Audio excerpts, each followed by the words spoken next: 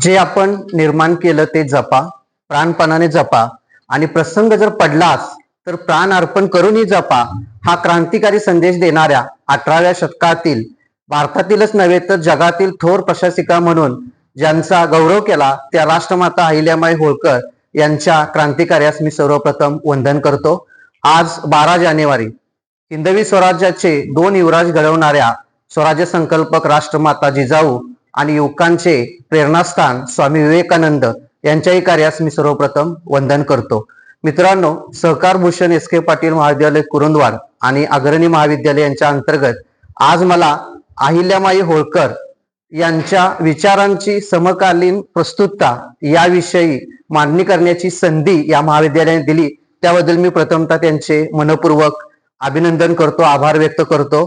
या कार्यशाळेसाठी उपस्थित असणाऱ्या आपल्या महाविद्यालयाच्या प्राचार्या डॉक्टर कोठावळे मॅडम, या कार्यशाळेचं ज्यांनी नुकतंच सुंदर अशा अमोघ वक्तृत्व शैलीमध्ये उद्घाटन केले ते सावगावे सर, या कार्यशाळेसाठी मला ज्यांनी निमंत्रित केलं ते आमच्या इतिहास विभागाचे सूर्यवंशी सर, चव्हाण सर, आमचे मित्र उमाकांत सर, समन्वयक अग्रणीच्या नलवडे मॅडम, विचार मंचावरती उपस्थित असणारे सर्व मान्यवर आणि विचार मंचा समोर उपस्थित असणारे आपण सर्व तरुण तरुणी आणि आपणाला घडवणारे सर्व गुरुवर्य मित्र हो, 300 वर्षापूर्वी होऊन गेलेलं एक व्यक्तिमत्व 300 वर्षानंतर सुद्धा त्यांची आठवण जेव्हा आपल्याला येते तेव्हा साहजिकच आहे की असं काहीतरी त्यांनी करून ठेवलंय की 300 वर्षानंतर सुद्धा त्या विचारांची आज आपणाला गरज वाटते। असं नेमकं काय त्यांनी 300 वर्षापूर्वी करून ठेवलं की राजेशाहीच्या कालखंडामध्ये होऊन गेलेली एक स्त्री आज लोकशाहीच्या काळामध्ये आपल्याला तिची आठवण येते आणि तिचा गौरव करावासा वाटतो, तिचं कार्य जाणून घ्यावंसं वाटतं। यातच त्या व्यक्तीचं खरं क्रांतिकारी असतं। चिकित्सकांना असं वाटेल की अहिल्याबाई होळकरांनी कोणताही ग्रंथ लिहिला नाही, त्यामुळे मग तिच्या विचारांची कशी काय चिकित्सा करायची।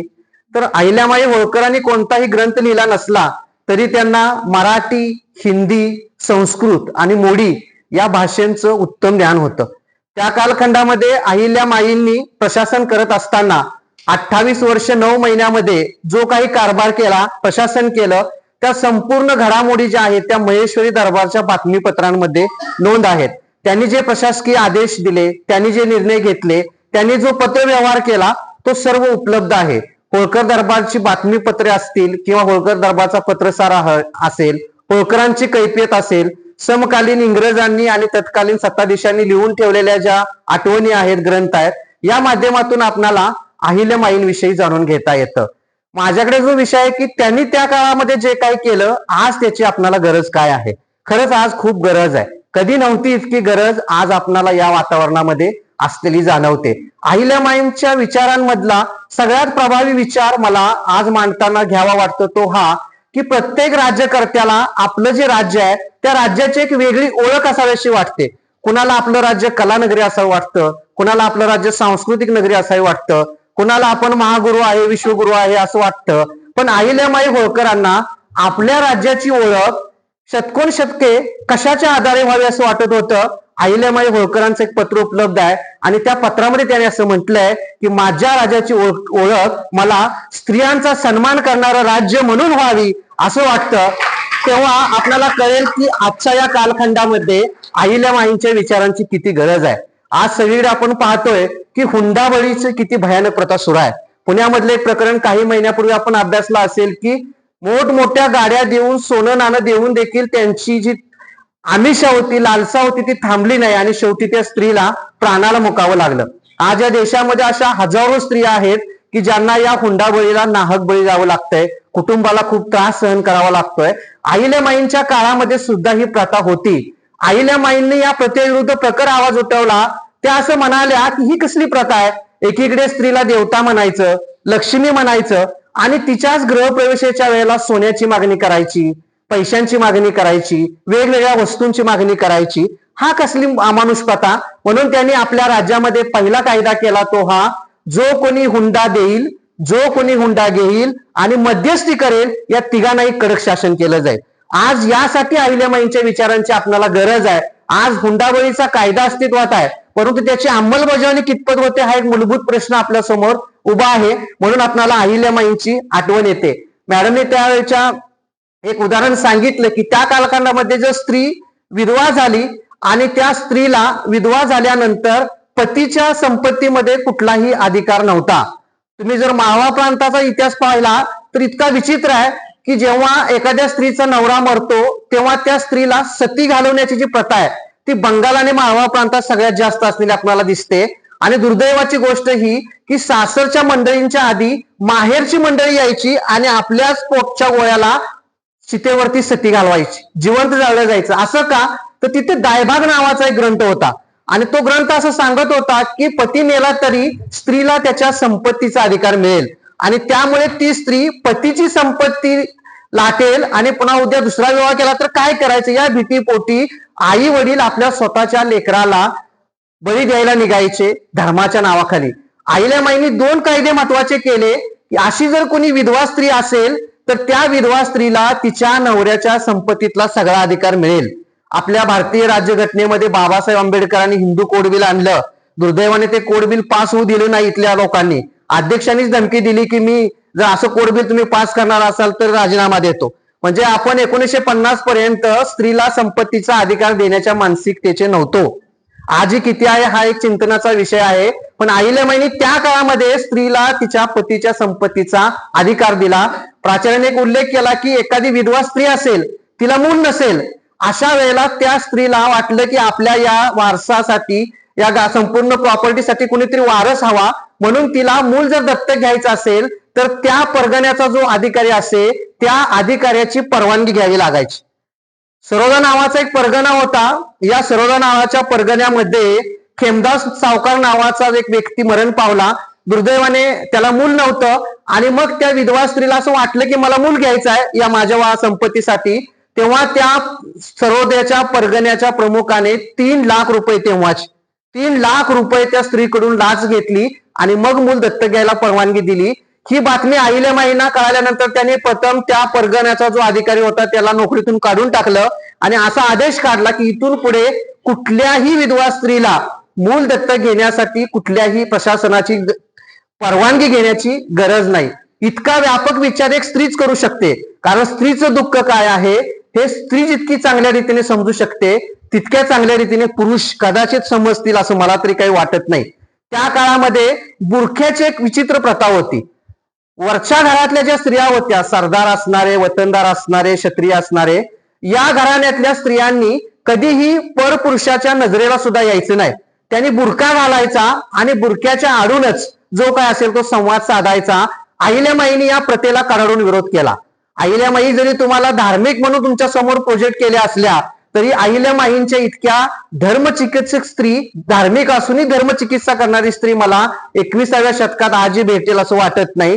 त्यांनी सांगितलं ही कसली प्रथा आहे, स्त्रीला बुरखा घालण्याची काय गरज आहे, तिचं इतकं सौंदर्य असताना तिला दाखवण्याची परवानगी नाही. असा कसा विचित्र का? अहिल्याबाईंनी या प्रथेला कडाडून विरोध केला. कधीही त्यांनी आयुष्यामध्ये बुरखा घातलेला आपल्याला दिसत नाही. सती प्रथा ही अत्यंत भयानक प्रथा होती. धर्माच्या नावाखाली ज्या काही रूढी होत्या त्या रूढीमध्ये सगळ्यात अनिष्ट आणि घाणेरडी रूढी कुठली असेल तर नवरा मेल्यानंतर त्या नवऱ्याच्या जितक्या पत्नी असतील त्यांना नवऱ्याच्या चितेवरती जीवन जाळून मारणं धर्माच्या नावाखाली. अहिल्याबाईंनी या प्रथेला देखील कडाडून विरोध केला. स्वतः त्यांचा नवरा खंडेराव मेल्यानंतर मल्हाररावांच्या सांगण्यावरून त्या सती तर गेल्या नाहीतच, पण आपल्या घरातल्या अनेक स्त्रिया जेव्हा सती निघालेल्या होत्या त्यांच्या घराण्यामध्ये जवळपास 12हून अधिक स्त्रिया सती गेलेल्या नोंदी आपल्याला सापडतील.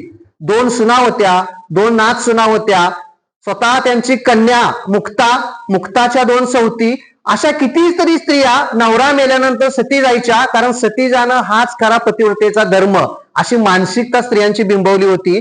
अहिल्याबाईंनी त्याला विरोध केला आणि म्हणाले हा कसला काय धर्म आहे का की नवरा मेल्यानंतर स्त्रीनं प्रेम दाखवण्यासाठी सती जायचं, पण मग नवरी मेल्यानंतर एक तरी नवरा स्वतः का जात नाही प्रेम दाखवण्यासाठी? ही एकतर्फी जी प्रथा आहे ती मला मान्य नाही. त्यांनी जेव्हा या मालेरावच्या 2 लहान पत्नी 8 आणि 9 वर्षाच्या, तो काळ असा होता की वयाच्या 8व्या वर्षी स्त्रियांची लग्न व्हायची. जर 8व्या वर्षी लग्न नाही झालं तर तिला घोड नवरी म्हटलं जायचं. म्हणजे लग्न होण्यास लायक होऊन आणखी कित्येक वर्ष वाया गेली असा तो काळ. आणि त्यातही जर त्या स्त्रीची मासिक पाळी आली तर सासरच्या आणि नरकातल्या सासर आणि माहेरच्या ज्या पिढ्या आहेत त्यांना कितीतरी पाप लागेल याची भयानक वर्णनं त्या ग्रंथांमध्ये तुम्हाला पाहायला मिळतील. म्हणून मुली मासिक पहिल्या पाळीच्या आधीच तिचे लग्न व्हावं अशी धर्मग्रंथांची रचना असणारा तो काळ. आणि त्यावेळेला जेव्हा मालेरावच्या दोन्ही ज्या मुली पत्नी होत्या 8 आणि 9 वर्षाच्या, त्या जेव्हा सती चालल्या तेव्हा सावित्रीमाईंना पावलं नाही. 8 आणि 9 वर्ष हे काय सती जायचं वय आहे का? आणि त्याही मुली घाबरल्या. त्या म्हणाल्या की आम्हाला सती नाही जायचं. तेव्हा अहिल्यामाई त्यांच्या पाठीशी ठाम उभा राहिल्या. त्यांनी सांगितलं त्यांच्या व्याहींना बोलावून, अहो ही कसली प्रथा घेऊन बसलाय? या कोवळ्या मुलींना अजून लग्न काय हे देखील माहीत नाही, त्याच्या आधीच तुम्ही त्यांना सती घालवता, अजून त्यांनी पाहिलंच का या संसारामध्ये? तेव्हा व्याही भडकले अहिल्यामाईंवरती आणि म्हणाले तुम्ही एवढ्या धार्मिक आणि असला अधर्माचं बोलताय? अहिल्यामाई म्हणाले, अहो हा कसला अधर्म? स्त्रीना धर्माच्या नावाखाली जिवंत जाणं हा धर्म नव्हे, हा काही स्वार्थी कुटुंबियांनी घालून दिलेली एक अंधश्रद्धा आहे. म्हणे स्वर्गाचं द्वार उघडलं, घंटानाद झाला, 42 पिढ्यांचा उद्धार झाला. अहिल्यामाई म्हणतात की कुणी पाहिलाय तो स्वर्ग? कुणी ऐकले त्या घंटा? आणि कुठल्या 42 पिढ्यांचा उद्धार? एखादी स्त्री पतीच्या निधनानंतर सती गेली तर 42 पिढ्यांचा उद्धार होतो असा धर्मग्रंथ सांगत असेल तर कुणी जाऊन पाहिलं ते 42 पिढ्यांचा उद्धार झाला म्हणून? ही जी प्रथा आहे तुम्ही फक्त धर्म म्हणून पाहताय, त्याच्याकडे माणूस म्हणून पहा. 8-9 वर्षाच्या कोवळ्या मुली जेव्हा सती जात आहेत तेव्हा तुम्ही धर्माच्या नावाखाली त्यांना सती घालवता, पण त्या स्त्रीचं दुखणं, त्या स्त्रीची वेदना, त्या स्त्रीची खंत तुम्हाला नाही का जाणवत? आणि म्हणून अहिल्यामाईंनी शेवटपर्यंत या सती प्रथेला विरोध केलेला दिसतो. मनुस्मृती या देशामध्ये आली आणि तिने स्त्रीच्या बाबतीमध्ये अशी भूमिका घेतली की या स्त्रीनं कधीही स्वातंत्र्यामध्ये राहायचं नाही. लहानपणी तिने वडिलांच्या अधिकारात राहायचं, विवाह झाल्यानंतर नवऱ्याच्या अधिकारात राहायचं आणि म्हातारपणी मुलाच्या अधिकारात राहायचं. ते सांगतील तसंच वागायचं, स्वतःच्या बुद्धीने कुठलाही निर्णय घ्यायचा नाही. न स्त्री स्वातंत्र्य होती. ही जी मनुवादी मानसिकता होती ती त्या काळात होती. कित्येक शतकानंतर हा कालखंड जरी उलटला असला तरी ती विचारधारा तेव्हाही होती. स्त्री शिकले तर धर्म बुडतो, ही मानसिकता 18व्या शतकात देखील टिकून होती, लक्षात घ्या. आणि मग अहिल्यामाईंनी या प्रथेला विरोध केला आणि त्यांनी अनेक अशा पाठशाळा सुरू केल्या. त्या पाठशाळेमध्ये मुलींना शिक्षणाची त्यांनी परवानगी दिलेली दिसते. म्हणजे एकीकडे धार्मिक म्हणून ज्या स्त्रीला प्रोजेक्ट आज केलं जात आहे त्या धर्माच्या पाठीमागे त्यांचा जो विधायक दृष्टिकोन आहे, चिकित्सा आहे, ती मात्र आपल्याला दिसत नाही. म्हणून अहिल्यामाईंच्या कार्यांची जी प्रचिती आहे ती आपल्याला येणं गरजेचे आहे. स्त्रीना लष्करी प्रशिक्षण, स्त्रीला फारशी अक्कल नसते, तिचं कार्यक्षेत्र हजारो वर्ष चूल आणि मूल एवढंच, तिने उमरा ओलांडायचा नाही, अशी मानसिकता या देशाची हजारो वर्षाची होती. अशा मानसिकतेला चॅलेंज देण्याचं काम अहिल्यामाई होळकरांनी केलं आणि त्यांनी पहिल्यांदा महिलांना हातामध्ये शस्त्र घ्यायची परमिशन दिली. हातामध्ये शस्त्र, तुमच्या देवी देवतांच्या हातामध्ये शस्त्र आहेत. अनेक देवी अशा आहेत की त्यांच्या हातात शस्त्र आहे, परंतु त्या फक्त दाखवण्यासाठी आहेत. जेव्हा परिस्थिती पडेल तेव्हा महिलांनी मात्र हातात शस्त्र घेतलं की धर्म बुडतो. म्हणजे दाखवण्याची गोष्ट वेगळी आणि व्यवहारातली गोष्ट वेगळी, असा जो दुटप्पीपणा होता तो अहिल्यामाईंना मान्य नव्हता. त्यांनी महिलांना लष्करी प्रशिक्षण दिलं. एवढंच नाही, या देशातली पहिली महिलांची लष्करी कवायती फौज अहिल्यामाई होळकरांनी तयार केली. पहिली महिलांची लष्करी कवायती फौज. तुम्ही म्हणाले ना ट्रेनिंग कोणी दिलं? ट्रेनिंग इथल्या कोणी दिलं नाही. अमेरिकेतील सर्वोत्कृष्ट लष्करी सेनापती JP बॉयड आणि फ्रान्सिस मधला एक सेनापती होता. या फ्रान्सिस सेनापतीने आणि अमेरिकन सेनापतीने दोघांना त्यांनी करार केला, इथं आणलं आणि कवायती फौज महिलांची आणि पुरुषांची तयार केली. तेव्हा आपल्याला लक्षात येईल की अहिल्यामाई किती क्रांतिकारी होत्या. त्यांचा दुसरा विचार मला आवडला तो हा की फौज म्हणजे पाठीचा कणा आहे. आज जागतिक राजकारण जर आपण पाहिलं तर तुमच्या लक्षात येईल की जो शस्त्रांच्या बाबतीमध्ये प्रगत आहे त्याच राष्ट्राकडे कोणी वाईट नजर करून पाहत नाही. तुम्ही जरा जरी शस्त्रांच्या बाबतीत कमजोर झाला तर एखाद्या देशातल्या राष्ट्राध्यक्षाला खेळण्यातून उचलल्यासारखा उचलला जातो आणि आपल्या देशामध्ये नेऊन ठेवला जातो आणि कुठल्या तरी बंडातले कायदे काढून संपूर्ण देश वेठीला धरला जातो, जग वेठीला धरलं जातं. आम्ही अनुभव तयार केले की ते लोकशाहीच्या हिताचे आणि दुसऱ्याने अनुभव तयार केले की ते लोकशाहीला मारत. अशा प्रकारची विकृत मानसिकता असणारी लोक जेव्हा सत्तेवरती येतात तेव्हा कमकुवत असणाऱ्या राज्यांना फार मोठा धोका असतो. अहिल्यामाईंनी त्या काळामध्ये सैन्याची ताकद ओळखली होती आणि म्हणून त्यांनी त्यांच्या पत्रामध्ये उल्लेख केलाय की सैन्य म्हणजे पाठीचा कणा. माणसाला पशुपासून वेगळं करणाऱ्या शरीर रचनेमध्ये जो सगळ्यात महत्वाचा बदल आहे तो आपल्या पाठीचा कणा आहे. आपल्या पाठीचा कणा ताट आहे म्हणून आपण 2 पायावरती आपल्या शरीराचा तोल सावरू शकतो आणि पुढचे 2 पाय आपल्या हातात रूपांतरित झाले आणि पशुपासून मानव वेगळा झाला. इतर पशूंच्या पाठीचा कणा ताट नाही म्हणून ते आज तसेही पशुच आहे, ते लक्षात घ्या. फौज ही पाठीचा कणा आहे आणि ती अत्यंत सक्षम असायला पाहिजे. पेंडारी फौजेमध्ये नकोत, कारण पेंडारी लोक हे कायमस्वरूपी फौज नसते. युद्ध सुरू झालं की ते सैन्यामध्ये येणार, ज्या ठिकाणी हमला करायचा तिथं प्रचंड लुटालूट करणार आणि लुटालूट झालेली संपत्ती ते आपल्या घरी घेऊन जाणार. अशा प्रकारची स्वराज्याविषयीची आस्था नसणारी, लुटारू मानसिकता असणारी फौज गरजेची नाहीये, उपयोगाची नाहीये. म्हणून अहिल्यामाईंनी कवायती फौजेचा प्रयोग केला. पण त्यांचा दुसरा विचार फार महत्वाचा आहे. ही फौज कशासाठी स्वराज्यात बाळगायची? त्या म्हणतात की फौज ह्या स्वराज्याच्या रक्षणासाठी बाळगायच्या असतात, परराज्य गिळंकृत करण्यासाठी नाही. हा मौलिक विचार आज खूप गरजेचा आहे.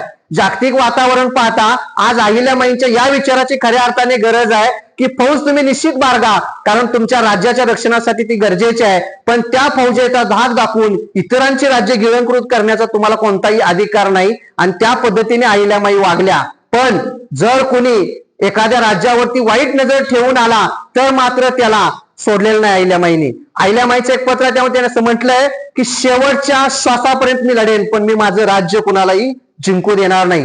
ज्या वेळेला मल्हारराव होळकरांसारखा हिमालयाचा आधार सासरे रूपाने त्यांच्या पाठीशी होता, त्या मल्हारराव होळकरांनी आटके पार ते मराठी स्वराज्याचा ध्वज फडकवला. अफगाणिस्तान पर्यंत मल्हारराव होळकर गेले.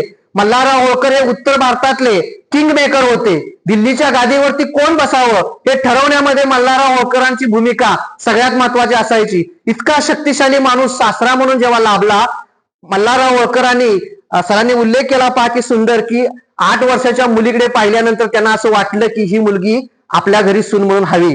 पण काय त्यांनी पाहिलं हा सगळ्यात महत्वाचा प्रश्न होता. जेव्हा मल्हारराव होळकर आणि पेशवे त्या मंदिराच्या जवळ गेलेले होते, दुपारची वेळ होती, त्यांना खूप तहान लागली होती आणि त्यांना ती 8 वर्षाची मुलगी दिसली अहिल्या आणि तिने अहिल्याकडे पाणी मागितलं. त्यावेळेला अहिल्याने आधी जाऊन घरातून भाकर आणली, त्यांना भाकर खायला घातली आणि मग पाणी दिलं. मल्हारराव म्हटले, मी तुला फक्त पाणी मागितलं होतं, तू मला भाकर का दिलीस? तर तिनं सांगितलं की भुकेलेला प्रथम अन्न देणं आणि मग पाणी देणं आमचा धर्म आहे. मल्हाररावला लक्षात आलं की ही जर चुंचलीत मुलगी आपल्या राज्यात आली तर प्रजेचा देखील सांभाळ इतक्याच मायेनं करेल.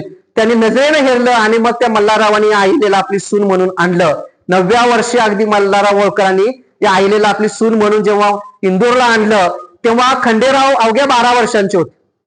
खंडेरावांचं चरित्र खूप मलिन केलंय व्यसनी म्हणून, पण 12व्या वर्षावरती वडिलांच्या बरोबर युद्धभूमीवरती जाऊन अनेक लढाया खेळणारे खंडेराव होते.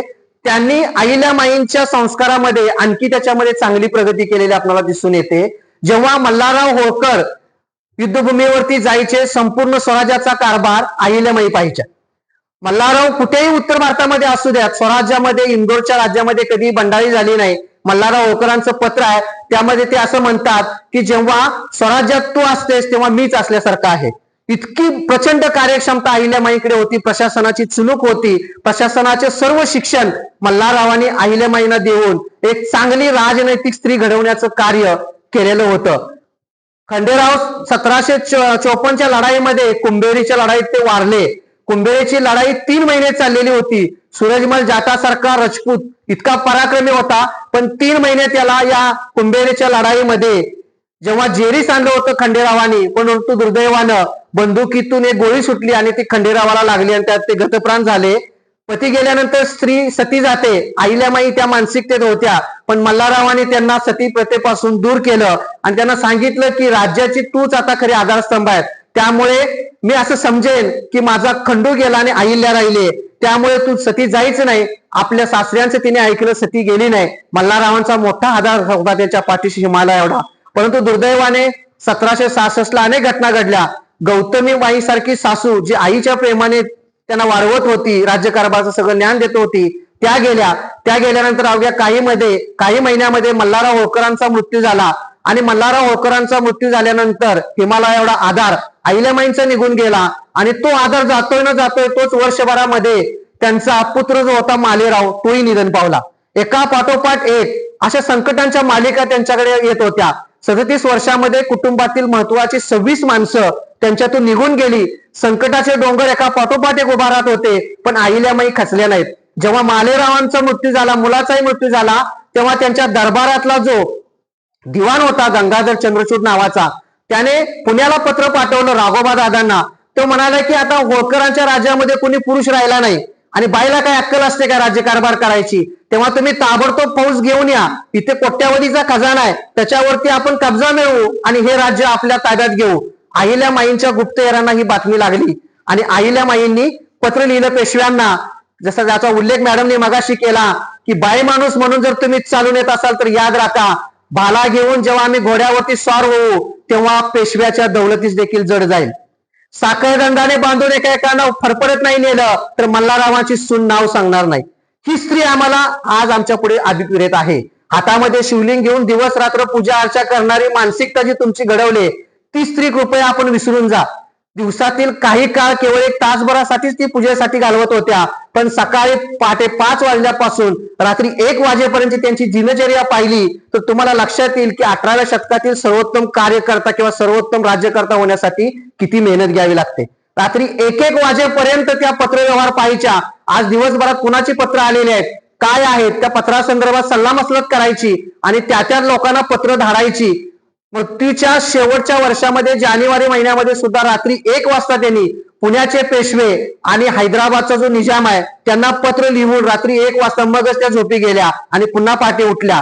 वयाच्या 17व्या वर्षापर्यंत हा नियम होता. उगीच कुणी जगामध्ये इतका मोठा राज्यकर्ता होत नाही, त्यासाठी जे कष्ट लागतात, मेहनत लागते ती आपण पाहायला हवी. माळेराव गेल्यानंतर असं वाटायला लागलं राघोबांना की आपण सहज आता हे राज्य घेऊ, अटकेपार आपण झेंडा फडकवलाय, स्त्री काय आहे. तेव्हा या राघोबा दादा 50,000ची फौज घेऊन इंदोरच्या शेजारी असणाऱ्या शिप्रा नदीच्या काठी आला. तेव्हा अहिल्यामाई होळकरांनी जे त्यांचे सोबतचे सरदार होते, मग शिंदे असतील, गायकवाड असतील, दाभाडे असतील, या सगळ्यांना पत्र लिहिली आणि पत्रामध्ये एक वाक्य आहे, लक्षात ठेवा आज जो प्रसंग माझ्यावर आहे तो उद्या तुमच्यावर आहे. आज जे जागतिक राजकारण चाललंय ना तेच आहे. आज जर तुम्ही एकमेकांना साथ नाही दिली तर आज एक राज्य गिळंकृत केलं की उद्या दुसरं, परवा तिसरं. हे जे आज घडतंय तसंच त्यावेळेला होतं की आज प्रसंग माझ्यावरती आहे, उद्या तुमच्यावरती येईल, त्यामुळे सर्वांनी मदतीला धावा. तेव्हा तुकोजी होळकर उत्तर येत होते, त्यांना पत्र लिहिलं, जेवाय बसला असाल तर हात धुवायला इंदोरला यायचं. इतक्या वेगामध्ये हा पत्रव्यवहार होता की राघोबाला काही कळण्याच्या आत अहिल्यामाईंची मोठी फौज केव्हा शिप्रेजवळ आली त्यांना कळालं देखील नाही. अशा वेळेला अहिल्यामाईंनी एक पत्र लिहिलं राघोबाला. मानसिकता काय असते, अहिल्यामाई मानसशास्त्राच्या आणि समाजशास्त्राच्या खूप मोठ्या अभ्यासक होत्या. कुठलंही युद्ध आधी मनात जिंकावं लागतं, मग रणात जिंकलं जातं. अहिल्यामाईने राघोबाची मानसिकता खच्चीकरण करण्यासाठी पत्र लिहिलं आणि त्यामध्ये त्यांनी असं म्हटलं की या तुमच्यात हिंमत असेल तर शिप्रा नदी ओलांडून या, पण लक्षात ठेवा इतिहासामध्ये तुम्ही कोणत्या नावाने ओळखला जाल. जर तुम्ही आमचा पराभव केला तर आम्ही फक्त महिला आहोत, आमची महिलांची फौज आहे, तुम्ही काय पुरुष असून पराक्रम केला, इतिहास तुम्हाला फारशी काही किंमत देणार नाही. करून काय केले का बाईचा पराभव केला, त्याही अत्यंत संकटात असणाऱ्या स्त्रीचा. पण जर आम्ही तुमचा पराभव केला तर तुम्हाला तोंड दाखवायला जागा राहणार नाही. इतिहासाची नोंद घेईल की हा राघोबा अटकेपार गेलेला एका बाईच्या हातातून पराभूत झाला. निम्मा राघोबा मनातून खचला आणि त्यानं अहिल्यामाईंना पत्र लिहिलं, अहो आम्ही तुमच्याशी युद्ध करायला नाही आलो, तुमचा मुलगा वारलाय त्याचं सांत्वन करायला आलोय. अहिल्यामाई म्हणाल्या, जगाच्या इतिहासात सांत्वन करणारा हा पहिलाच मी प्रकार पाहिला, 50,000ची फौज घेऊन येणारा. काही हरकत नाही म्हणाले, या तुमची योग्य तो आज सत्कार करू. त्यावेळेला हा राघोबा आपली फौज इथंच ठेवून आला काही लोकांसमोर. 1 महिना त्या इंदोरच्या राज्यात राहिला आणि पाहुणचार घेऊन परत गेला. संकटांची पूर्ण मालिका, सासरे गेलेत, मुलगा गेलाय, तरी त्या खचल्या नाहीत. एवढी मोठी संकट आल्यानंतर सुद्धा अहिल्यामाई ताठ मानेनं उभा राहिल्या आणि या संकटांचा सामना केला. राजपूत घराण्यामध्ये एकापेक्षा एक पराक्रमी होते. सौभागसिंग चंद्रावत नावाचा एक तिथला जो व्यक्ती होता हा सातत्याने बंडाळ्या करायचा आणि तो मल्हारराव होळकर होते तोपर्यंत शांत होता. मल्हारराव होळकर गेल्यानंतर या अहिल्यामाईच्या राज्याचा लचका तोडण्यासाठी त्याने 3 वेळा प्रयत्न केला. पहिल्यांदा अहिल्यामाई बेसावध होत्या, फारशी त्यांची तयारी नव्हती, त्यावेळेला अहिल्यामाईंनी समझोता केला. इतिहासामध्ये प्रत्येक वेळेला संघर्षच नाही करावा लागत, कधी कधी जेव्हा आपली बाजू पडती असते त्यावेळेला समझोता देखील करावा लागतो. शिवाजी महाराजांसारखा एक पराक्रमी व्यक्ती पण मिर्झा जयसिंगापुढे त्यांना तह करावा लागला, लक्षात घ्या. इतिहासातून हे आपण शिकायचं, जेव्हा आपली बाजू पडती आहे त्यावेळेला आपल्याला काही काळ नमतही घ्यावं लागतं, समझोता करावा लागतो. त्यांनी लिहिलं सैन्याला की आज प्रसंग आपल्यावरती बाका आहे, तुमच्यापेक्षा मला काही गावं प्रिय नाहीत, त्यामुळे 13 गावं अहिल्यामाईंनी त्या करारात देऊन टाकली. काही काळ जाऊ दिला.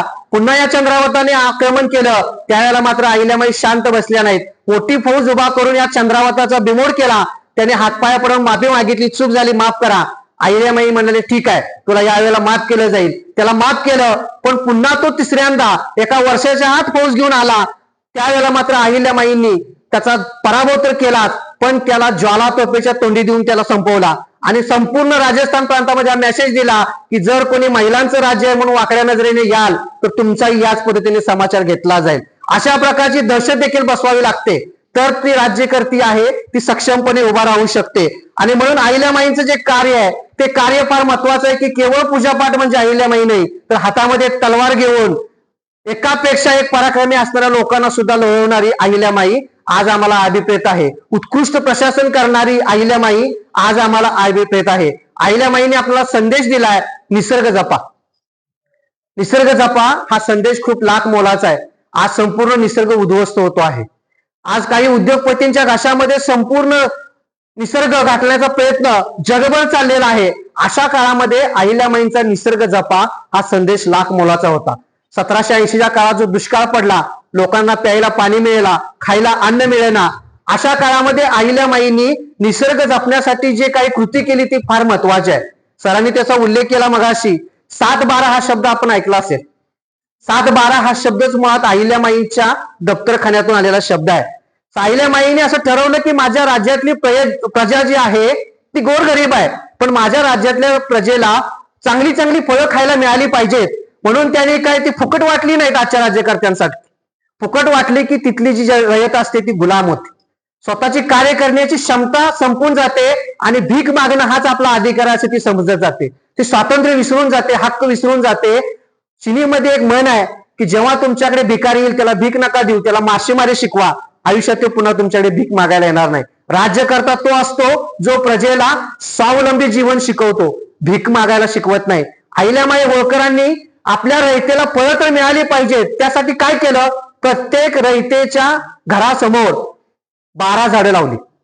सरकारी खर्चातून फळझाडं लावली आणि त्यांना सांगितलं की तुम्ही आता या फळझाडांची निगा राखायची. ही 12च्या 12 फळझाडं वाढवायची. त्या पद्धतीने त्यांनी ती 12 फळझाडं वाढवली आणि फळं आल्यानंतर त्या झाडाला किती फळं लागली त्याची सगळी नोंद करण्यासाठी एक अधिकारी नेमला होता आणि तो अधिकारी नोंद ठेवायचा. या 12 झाडांपैकी 7 झाडाची जी फळं आहेत ती त्या शेतकऱ्याला मिळायची आणि 5 झाडाची जी फळं आहेत ज्यांच्याकडे शेती नाही अशी काही लोक होती, अशा लोकांना ती वाटली जायची. ही 7-12ची सिस्टीम ही अहिल्यामाई होळकरांनी चालू केली. 9-11 कानून की राज्यामध्ये सर्वत्र झाडं लावली पाहिजेत, पण 5 प्रकारची झाडं, त्याच्यामध्ये पिंपळ आहे, वड आहे, कडुलिंब आहे, उंबर आहे, अशी 5 प्रकारची झाडं संपूर्ण राज्यभरात त्यांनी लावली, जेणेकरून प्रजेला सावली मिळेल, स्वच्छ हवा मिळेल, वायू मिळेल, याची दखल त्यांनी घेतलेली दिसते. अहिल्यामाईंनी अनेक नद्यांना घाट बांधले. नद्यांना घाट का बांधले जात होते? जेव्हा नद्यांना पूर यायचा तेव्हा या पुरामध्ये नद्यांच्या कडेला असणारी जमीन आहे ती धुवून जायची, जमिनीची पूर्णपणे झीज व्हायची. ती झीज होऊ नये आणि त्या घाटावरती जी लोक पूजा अर्चा करण्यासाठी येत होती वाहून जायची, मरण पावायची, अशांच्या संरक्षणासाठी त्यांनी घाट बांधले. बारव आजही तुम्ही गेला तर आजही 250 वर्षापूर्वी बांधलेल्या बारवांना स्वच्छ सुंदर पाणी आहे. आजही ते पाणी भर उन्हाळ्यामध्ये थंड असतं. ही जी सिस्टीम आहे वॉटर मॅनेजमेंटची अहिल्यामाईंनी उभा केलेली ती आपल्याला पाहावी लागेल.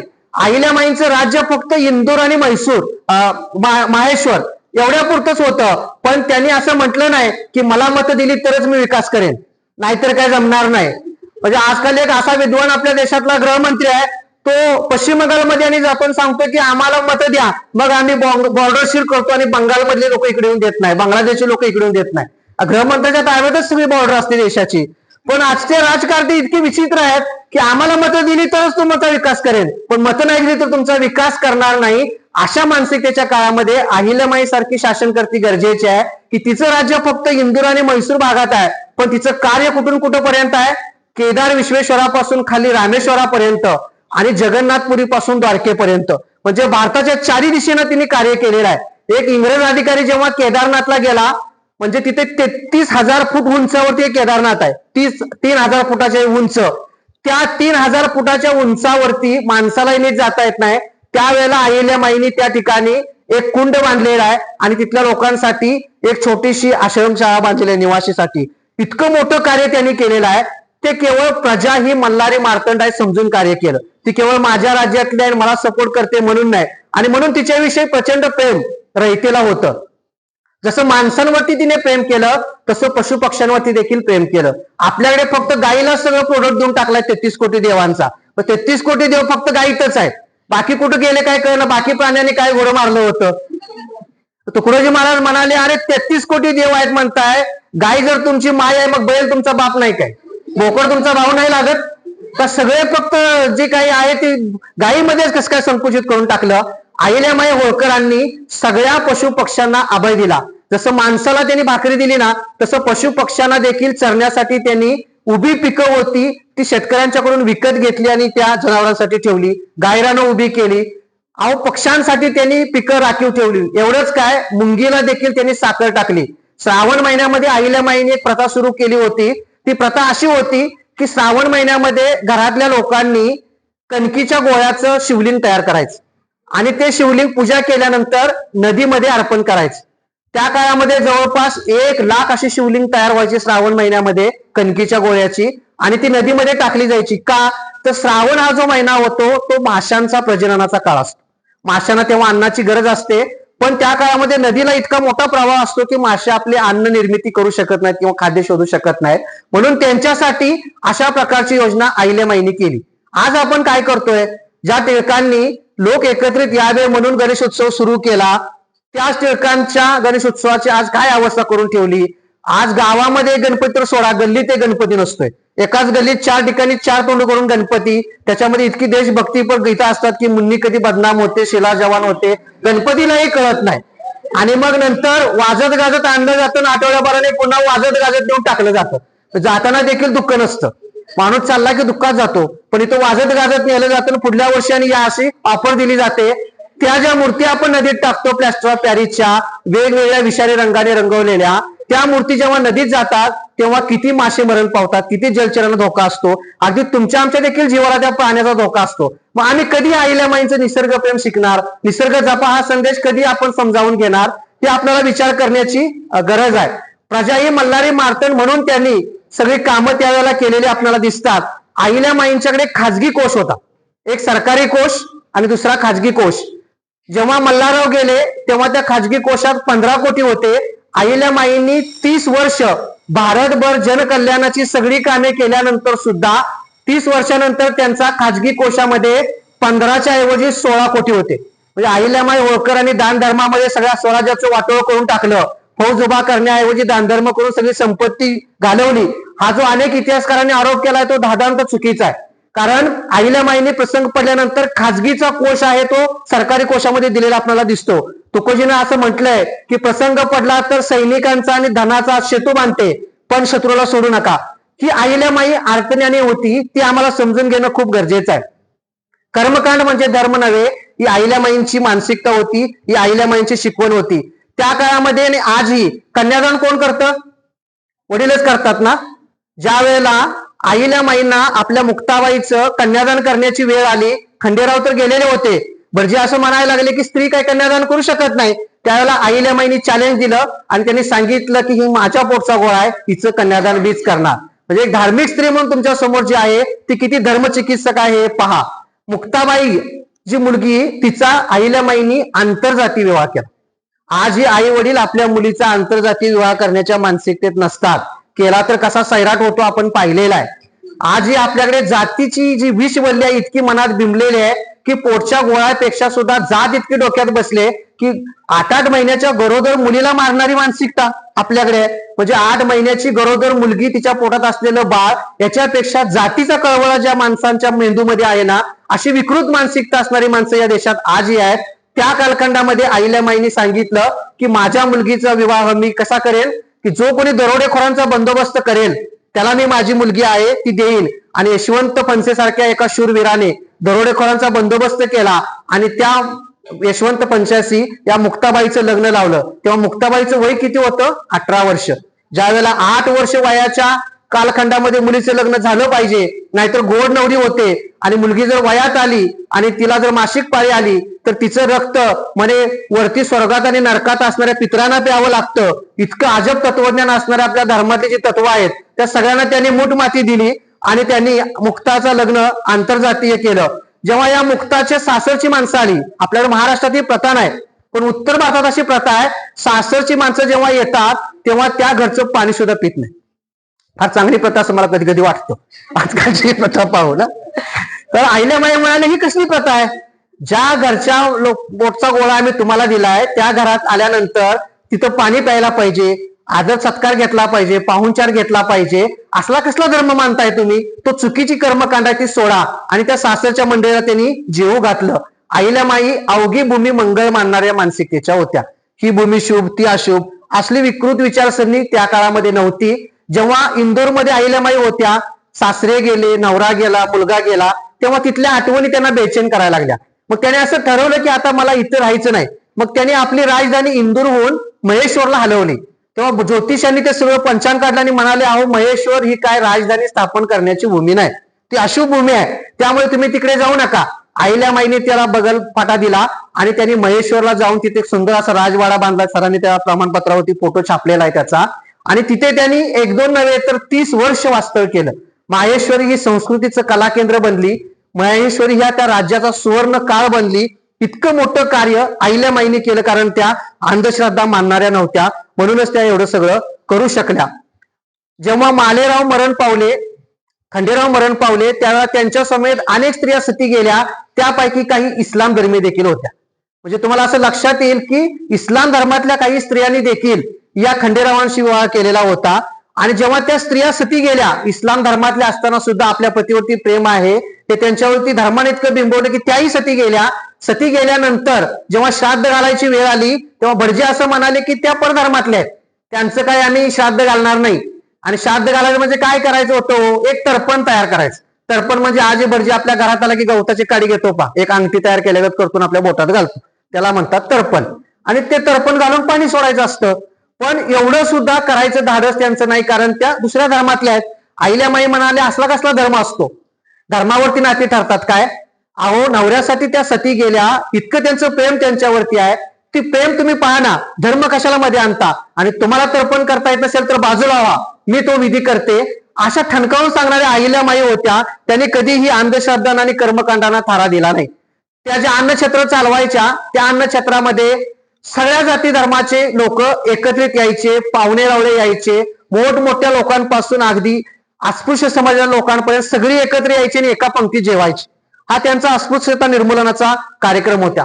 अहिल्याबाईंचा आणखीन एक विचार आहे की धर्म हा चराचरात ईश्वर पाहायला शिकवतो. त्यामुळे अमुक एका जागेलाच तेवढा देव आहे, तोही अमुक एका मंदिरातच आहे आणि बाकीकडे काही नाही. ही जी मानसिकता होती त्या मानसिकतेच्या अहिल्याबाई नव्हत्या. अहिल्याबाई स्वतः शंकर उपासक होत्या, विठ्ठल उपासक होत्या, म्हणून त्यांनी काही वैष्णव उपासकांचा द्वेष नाही केला.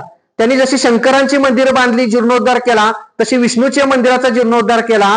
पंढरपूरच्या असणाऱ्या विठ्ठलाला त्यांनी कावडीतून पाणी नेण्याची सोय केली. रुक्मिणीच्या पायामध्ये जो कडा आहे तो घालण्याची जी व्यवस्था आहे ती अहिल्याबाईंनी केली.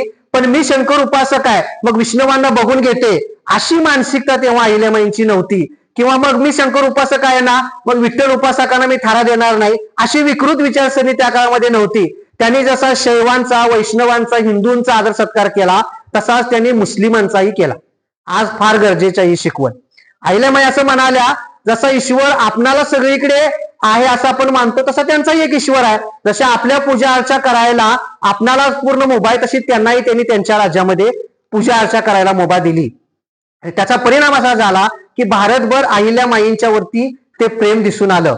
खुद्द हैदराबादचा जो निजाम होता, एक काळ असा आहे की त्यावेळेला हैदराबादच्या निजामाच्या विरोधात पुण्याच्या पेशव्यांची फौज आणि होळकरांची फौज निजामाच्या विरोधात लढत होती. आणि ही फौज लढत असताना गुप्तहेराने अहिल्याबाईंना अशी एक बातमी दिली की हैदराबाद पासून 120 किलोमीटर दूर एक प्राचीन शिव मंदिर आहे आणि त्या शिव मंदिरामध्ये पूजा अर्चा होत नाही, अडगळीस पडलेला आहे. तेव्हा तुम्ही काही पैसा आम्हाला द्या आणि त्या निजामाची परवानगी घ्या, मग आपण त्याची पूजा अर्चा करू.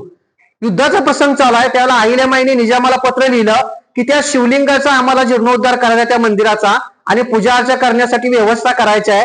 आम्ही काही पैसे आणि माणसं पाठवतोय, तेवढी आम्हाला परमिशन द्या. त्यावेळेला हैदराबादच्या निजामानं पत्र लिहिलं आणि त्यांना म्हटलं की आप हमारी बडी आपा हो.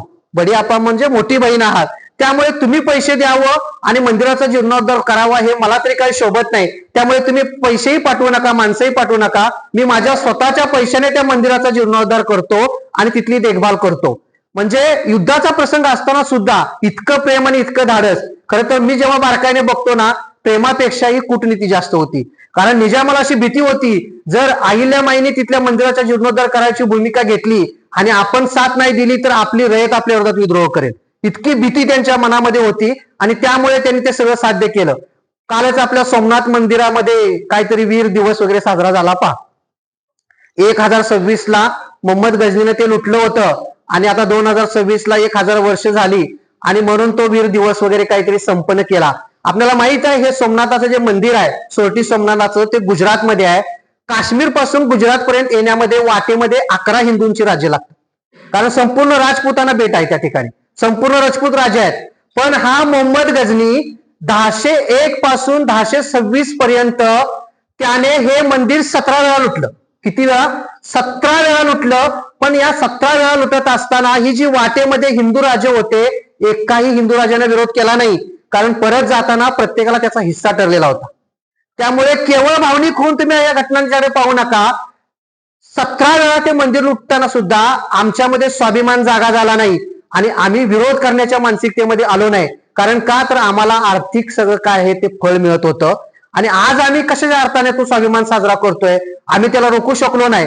आणि जे मंदिर तिथं उभा राहिलंय ते मंदिर अहिल्यामाई होळकरांनी उभा केलं त्यांच्या काळामध्ये. तुम्ही हे लक्षात घ्या की ते जो गुजरातचा इलाका आहे तो काय अहिल्यामाईच्या राज्यामध्ये नव्हता.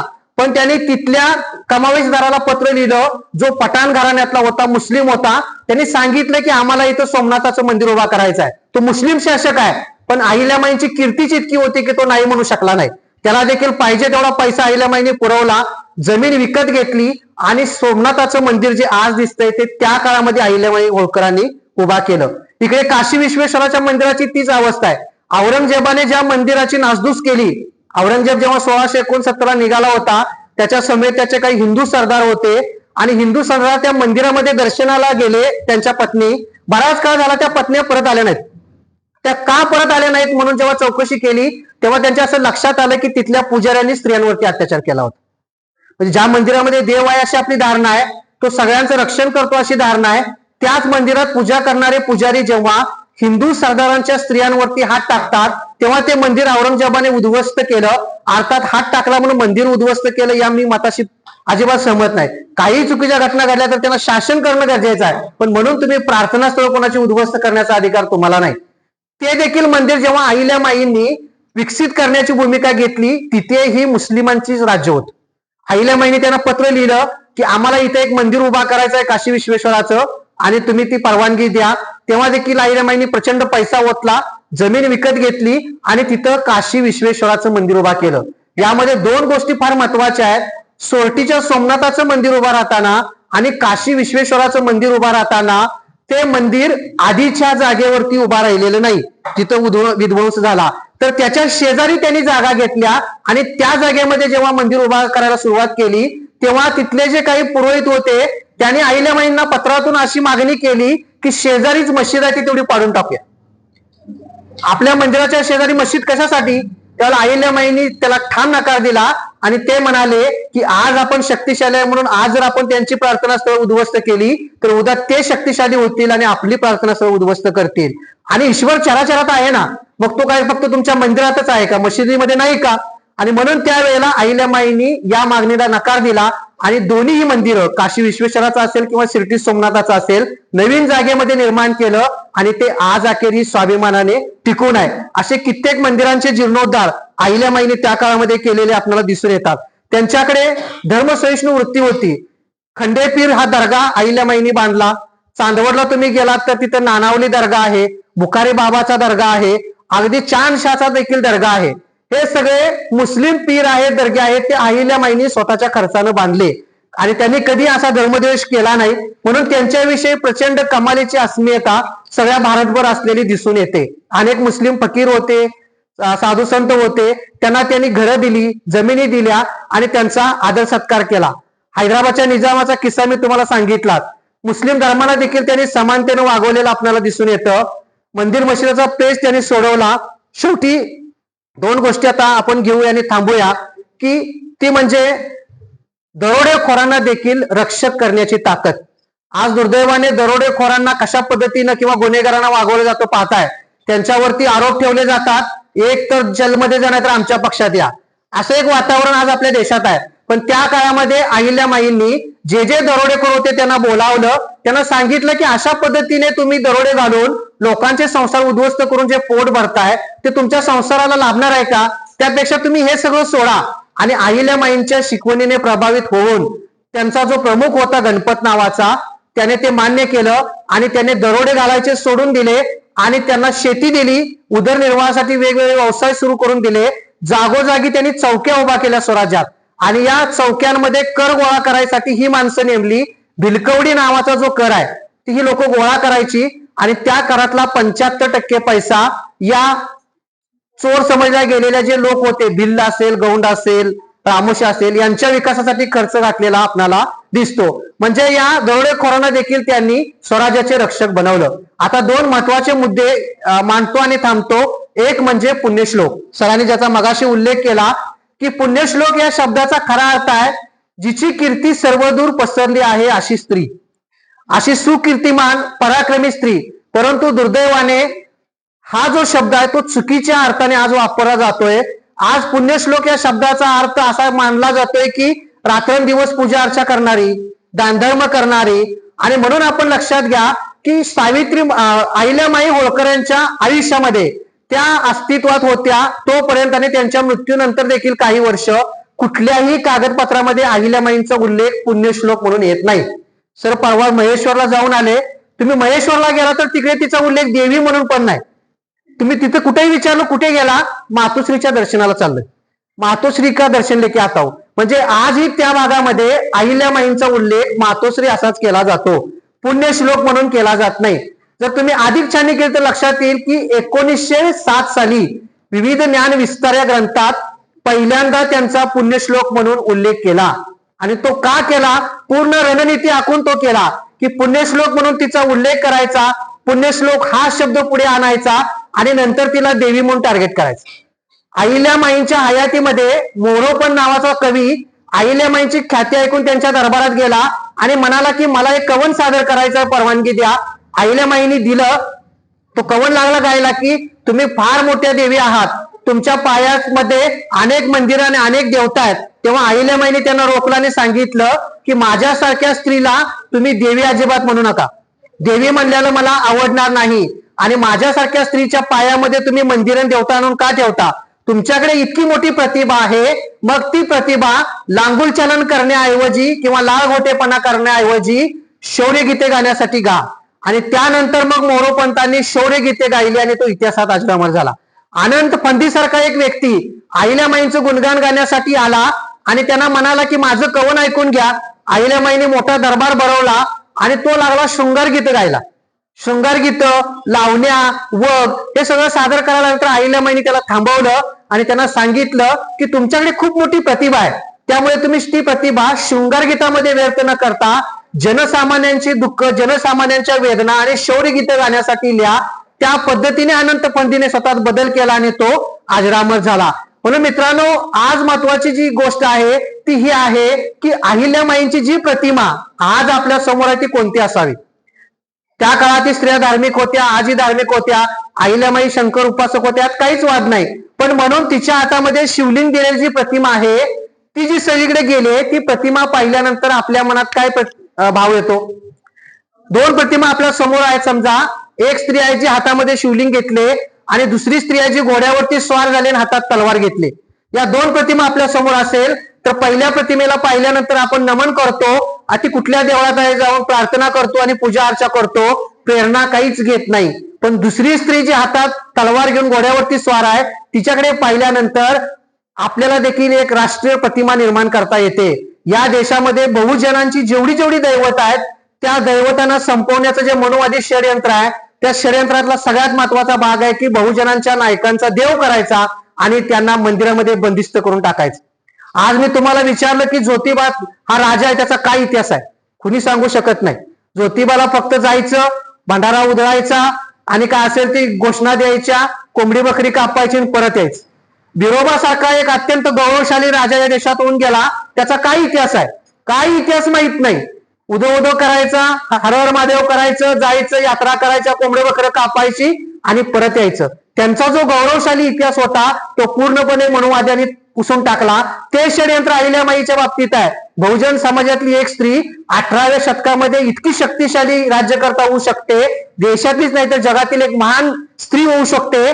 ती जर घोड्यावरती स्वार असेल, हातात तलवार असेल, तर बहुजन समाज तिच्यापासून प्रेरणा घेईल. ही प्रेरणाच पूर्ण संपवून टाकायची म्हणून तिच्या हातामध्ये शिवलिंग असणाऱ्या प्रतिमा तयार केल्या.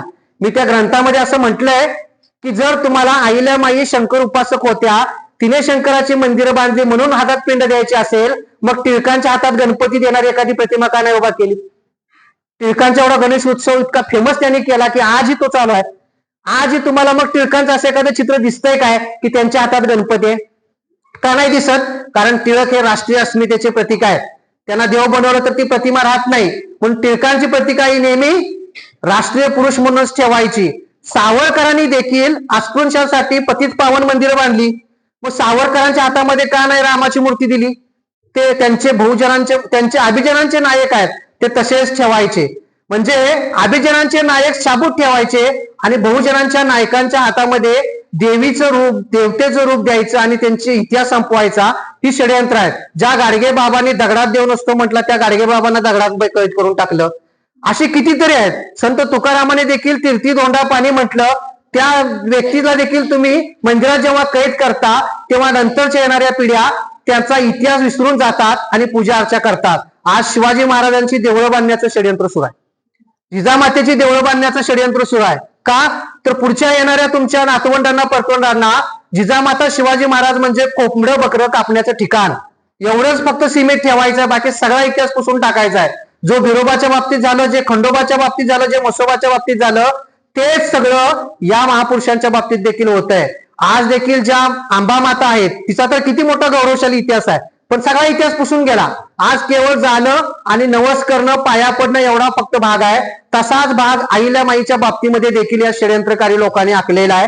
त्याला बळी पडू नये म्हणून परवा सांगलीमध्ये एक अहिल्यामाई होळकरांच्या प्रतिमेचं उद्घाटन झालं. मला खूप आनंद वाटला, माझा ऊर भरून आला की नवीन पिढी जी आहे ती एका नव्या दृष्टीनं बघते की अहिल्यामाईंचा घोड्यावरती स्वार असणारा आणि हातात तलवार असणारा तो जो पुतळा होता अश्वारूढ, तो पाहून माझ्या मनाला खूप समाधान झालं. कारण नव्या पिढीला या मार्गाने जावं लागेल. मी आज म्हणतोय की खरंच अहिल्यामाईच्या हातामध्ये, आज जर अहिल्यामाई असते तर त्यांनी काय घेतलं असतं हातामध्ये?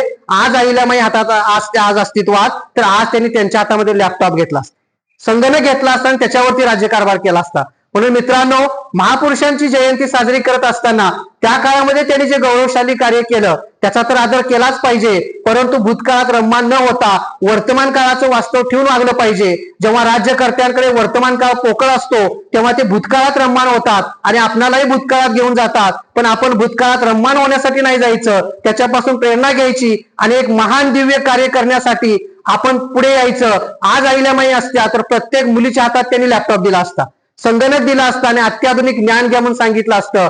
म्हणून तुम्ही आम्ही अत्याधुनिक ज्ञान घेतलं पाहिजे. अहिल्यामाईंनी जसं दिव्य भव्य कार्य केलं तशा उंचीच आम्हाला कार्य करता नाही जरी आलं तरी देखील आपण आपल्या जीवनात आणि आपल्या कुटुंबाच्या जीवनात, समाजाच्या जीवनात बदल करण्यासाठी कार्य कराल अशी अपेक्षा व्यक्त करतो. आपण सर्वांनी मला वेळ दिलात, ऐकून घेतलं, संधी दिली त्याबद्दल आपल्या सर्वांचे मी पुनश्च एक वेळ मनपूर्वक आभार मानतो आणि थांबतो. धन्यवाद.